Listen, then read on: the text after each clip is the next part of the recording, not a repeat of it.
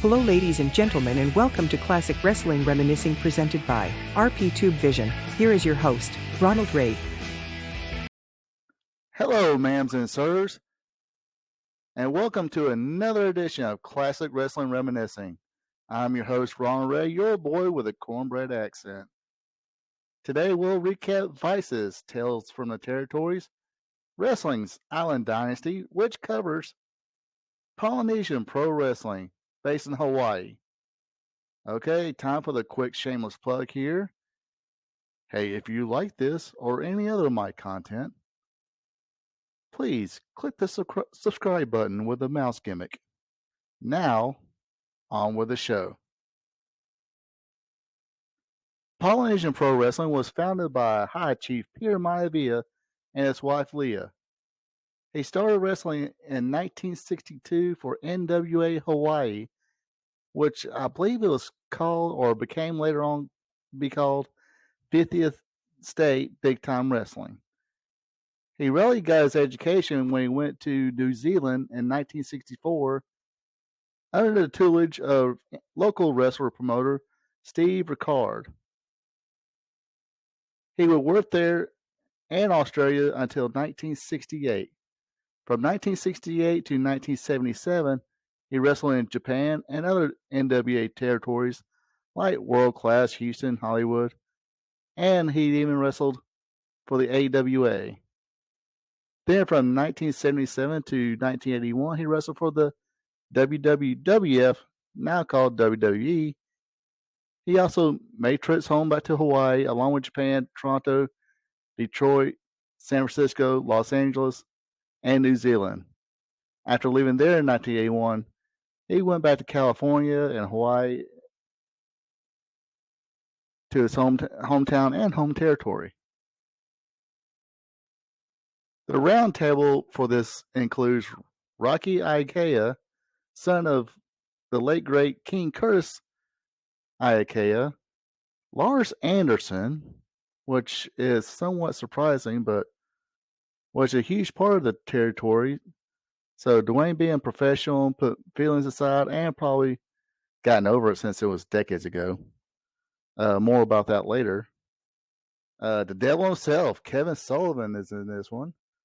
And downtown Bruno Lauer.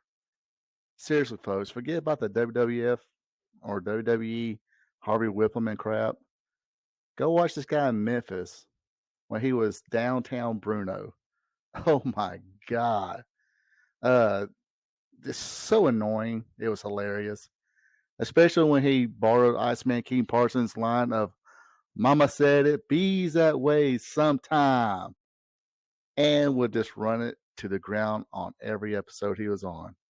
I know Memphis wasn't the only place he worked, but that's where I was introduced to downtown Bruno, and like I say, he was very entertaining. The first tale is the fight between Maivia and Billy Robinson. Billy Robinson, who was also a legit shooter, wrestler, and he was very good in the ring as well. If I can remember, I'll put a match on here. The story goes that Robinson played the game Fuck Around and Find Out with Peter Maivia, in which Peter got the best of Robinson and pulled his eye out, which leaves me with today's PSA. Now, from my own experience and what I've heard, Samoans are very nice people. Just don't piss one off. I believe all you people have heard, especially all you wrestling fans, have heard Haku stories. Not sure what the deal is about pulling people's eye out, biting people's nose off, but they will do it. I remember one of the projects I worked on. The grading crew I was working with had a female machine operator who was from Samoan heritage.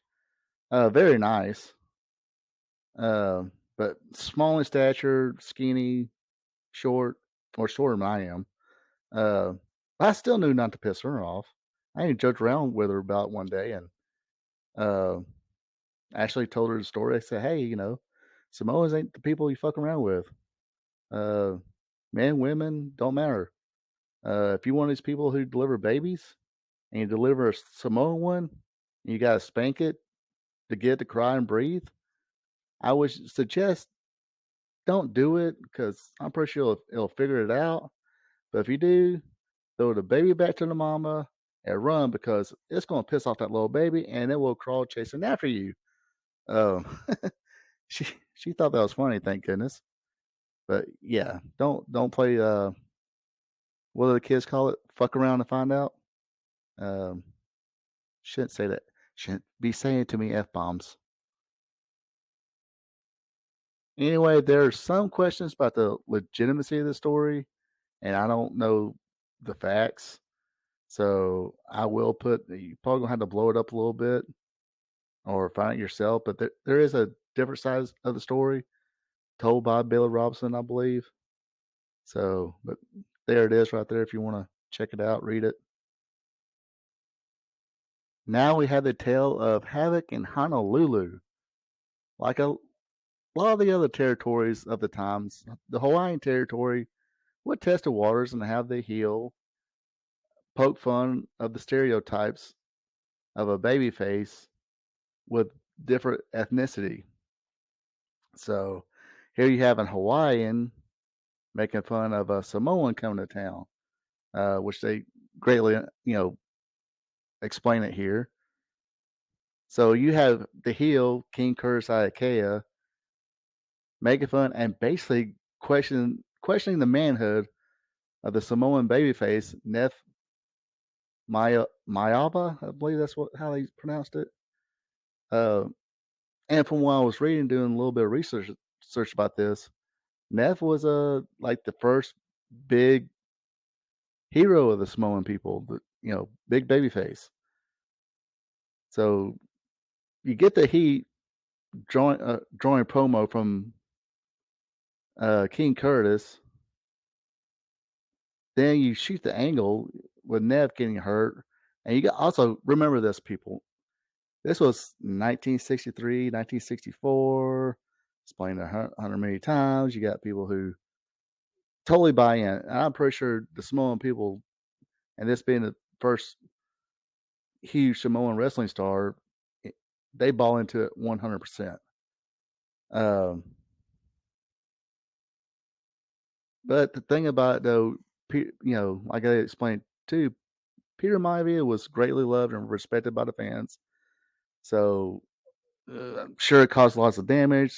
The guy got hit with a brick or a piece of a block. It's concrete, people, not cement. Quit calling it cement.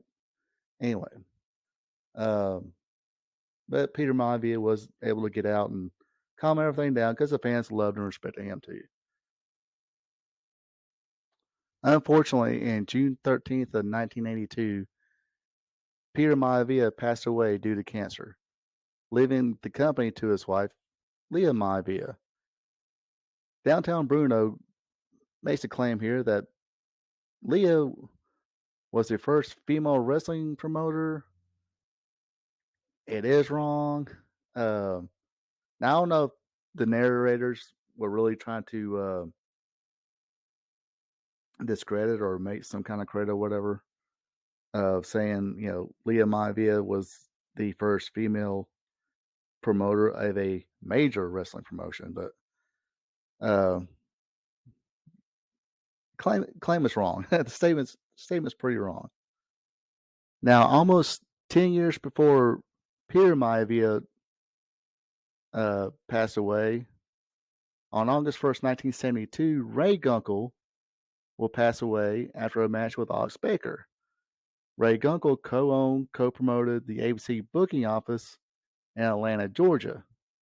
So when he passed away, even though there is some conflicting stories, which I'll definitely explore later on this channel in the future,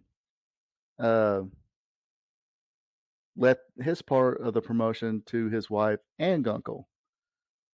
And she would take it over. Now, 2 years later, in 1974, and Gunkel started All South Wrestling, which was an outlaw promotion because it wasn't associated with the NWA, and she actually pulled out of the NWA to start this promotion. But anyway, this will make Ann Gunkel the first female promoter. So yes, Downtown Bruno, I am correcting you. Uh, I'm just kidding. I'm sure this was just a oversight. Nobody knew any better who produced the show, so not no big deal. But it's always fun to watch something and be able to correct people. Anyway, as far as I know, though, Leah Maivia was the first female person of color to become a pro wrestling or to become a pro wrestling promoter. Anyway, that's it for that. Now we have a tale of the Sullivan screw job. Kevin Sullivan talked about how he was supposed to go over on the babyface CWR. Well, after seeing how big the Samoan fans were, who may also have been intoxicated, Kevin Sullivan said, "Screw that," pulled Offie on top of him, and screwed himself out of the championship. But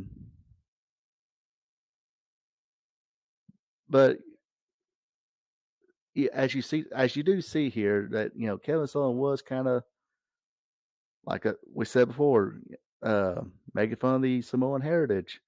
Basically, this seems like they use the same formula as Japan would do, bring in foreign wrestlers, American white people, as the heels against the locals. So, hey, it drew money. That's all that matters. Money's green. Now, on August 3rd, 1985, Polynesian Pacific Pro Wrestling or Polynesian Pro Wrestling. I heard it be called both things during the show. They presented a supercard like Starcade and called it a hot summer night. Depending on who you believe, this event drew somewhere between 12,000 people and 20,000 people. And it featured all the stars from the NWA, AWA, and WWF, which is somewhat maybe a little bit not surprising. And of course, during this time, Vince was doing his takeover, and the NWA, along with AWA, was just trying to survive. So, again, definitely not surprising that Vince was trying to raise some talent, along with Jim Cocker Jr. trying to either buy the territory outright or steal some talent. Also, I think this was the event depicted in Dwayne Johnson's book where he had words with Booker Lars Anderson about wanting Anderson to lose to Bad News Allen. And this was when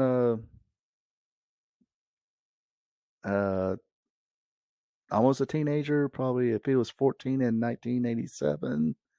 So not quite a teenager, but I mean, I guess if he's already about 6 foot and getting pretty big, I guess he was on his way to getting big at this time. So he thought he could have a loud argument with Lars Anderson.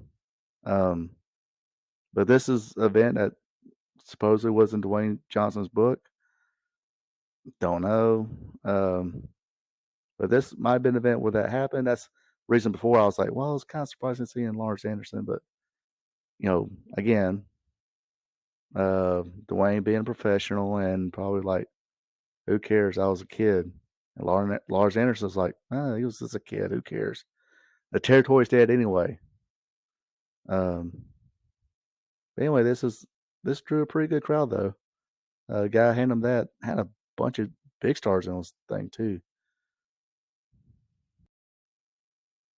Now, Lars Anderson was also an accomplished amateur wrestler and was a member of the Minnesota Wrecking Crew with his brothers, Gene and Ole Anderson.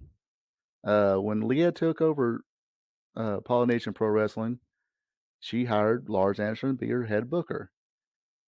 Um, now, hearing a story about someone getting jumped by stockholders and somebody telling a referee to call somebody else, threatening to call up the Suns balls, you're talking about a whole different. This is not your everyday company. It's not your everyday business. So I'm pretty sure it was easy for uh, I was Dunbar Wakayama to go to somebody like the authorities, FBI in this case, and say, "Hey, I was threatened," and they didn't understand how the booking fee worked. So it's definitely easier to sell them on, "Hey, this is actually uh, extortion," and uh, again, if your parents want, go on YouTube, uh, pull up some Central States wrestling, and you'll see Bob Geigel wasn't the most articulate, glib talker. Um, definitely, probably, probably worse than me. No kidding. But so having him to explain what a booking fee is to a jury and getting them to buy it is a miracle. They're pretty lucky. Um, yeah, not to waste taxpayers' money totally. They wind up deporting Leah again, like they said. That was Leah's punishment for losing the case or for winning the case. But yeah, I guess like I said, they didn't want to be a total waste of taxpayer money, so they deported Leah. Now, the King of the Beach segment told a good story of how Kurosai Ikea became one of the first operators of a public beach canopy. Uh, Bruno, pretty funny joke there where he said, "Oh, he didn't have to pay a booking fee then," because I think most of them were in, uh, I guess, hotel sections or hotel portions of the beaches. I guess the I don't know how that worked back then, but or now I don't know if it still works that way. I guess you got your public beach and you got the private beach owned by the hotel.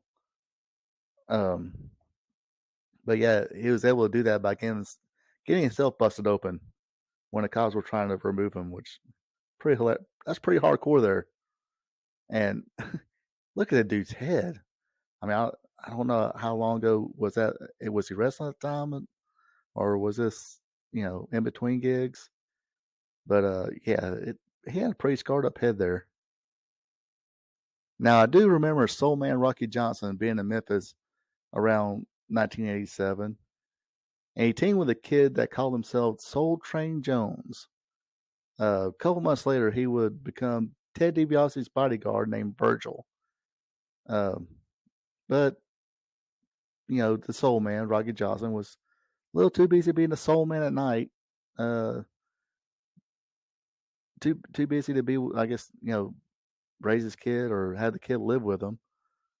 So he sent him to live with downtown Bruno. And Bruno seems a pretty cool guy. Sure, I'll do it. And bought the kid a car. Might have been a piece of car or piece of shit car, but hey, I already dropped the F bomb. Um, but hey, he he bought Dwayne Johnson a freaking car. So that's pretty cool, the guy. And like you see a picture there, gave him his old Polynesian Pro Wrestling or Polynesian Pacific Pro Wrestling T-shirt. That would be kind of cool memorabilia to have. Need to need to get some money. See if I can buy some old memorabilia. Anyway, I digress. So yeah, between the whole extortion case, Leah being deported after that, um, kind of a lot. I'm pretty sure the whole Vince thing taking over and the talent going elsewhere. That kind of started the downfall of Polynesian Pacific Pro Wrestling. But Kevin Sullivan said it best, and it serves true with all the territories in the 80s, especially during this time when Vince was taking over everything. I think all these territories had one last big run in them, and then that was it. But I do remember watching Hot Summer Night 2 on WATL Channel 36. Can't say I remember a whole lot about this show.